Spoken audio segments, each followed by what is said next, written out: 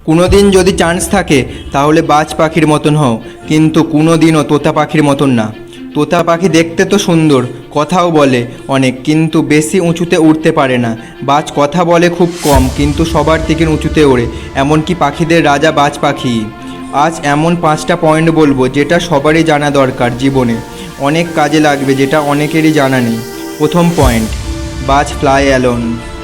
বাজ সবসময় একা একা ওড়ে, আর সব পাখিদের তুলনায় সবথেকে বেশি উঁচুতে ওড়ে।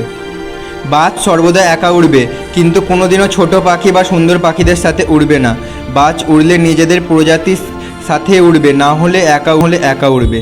এটা থেকে শিক্ষা নেওয়া যায় যে কোনো দিনও ছোট চিন্তা ভাবনা মানুষদের সাথে মিশবে না, দরকার হয় একা থাকো। আর এইটাই হলো এমন একটা সময় নিজেকে চেনার, পরের কথায় না থেকে নিজেকে বোঝার চেষ্টা করো, তাতে অনেক পরিবর্তন হবে তোমার জীবনে।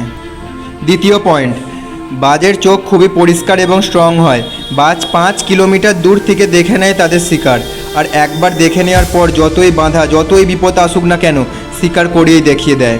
এটা থেকেও একটা শিক্ষা পাওয়া যায় যে সব সময় নিজের নজর স্থির রাখো, নিজের লক্ষ্য পরিষ্কার রাখো, সেটা পাওয়ার জন্য সব ধরনের কষ্টের সাথে লড়াই করো, সেটা পেতে যতই বাধা বিপদ আসুক। 3 নম্বর টপিক, বাজ কোনোদিনও মরা প্রাণী খায় না।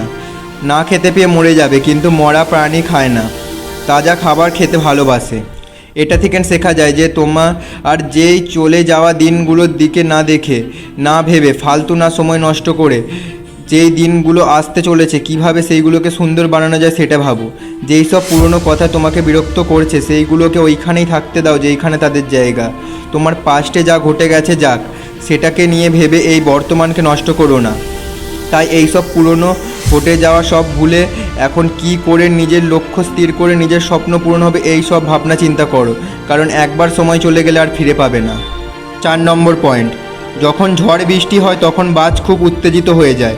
যখন বৃষ্টি হয় তখন সব পাখিরা লুকিয়ে বসে থাকে, কিন্তু বাজের খুব মজা হয় যখন ঝড় জল হয়।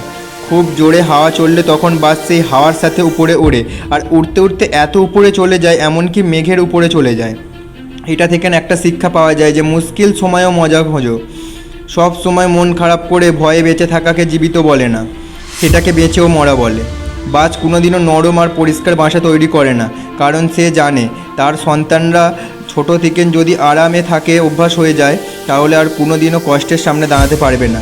বাজও এটা জানে যে কমফর্ট জোন থেকে বেরোতে হবে। আজ তুমি যেই জায়গায় আরাম করছো সেই জায়গাটার হয়তো নাও থাকতে পারে, তাই এখন থেকে যদি কষ্ট করে নিজের সব স্বপ্ন পূরণ করো তাহলে একদিন নিশ্চয়ই তোমার কাছে এরকম আরামদায়ক জায়গা অনেক পড়ে থাকবে। নিজেকে এমন জায়গায় নিয়ে যাও যেন কষ্ট তোমার নিচে থাকে, তুমি কষ্টের উপরে থাকো। সবসময় নিজের স্বপ্নের জন্য নিজের জন্য লড়াই করো। অনেক লোক একটা কথা বোঝে না, তুমি যতই নিজেকে আরামে রাখবে তত তোমার ভবিষ্যৎ অন্ধকারের দিকে যাবে। এখন থেকে যদি কিছু করার হয় তাহলে করতে শুরু করে দাও, যা আছে তোমার হাতে। এই সময়গুলোকে আর ফিরে পাবে না। একটা সামান্য পাখি যদি তার জীবনে এত কষ্ট করতে পারে তাহলে তো তুমি মানুষ, তোমার কাছে এইগুলো কোনো ব্যাপারই না। দেখিয়ে দাও নিজের স্বপ্ন পূরণ করে।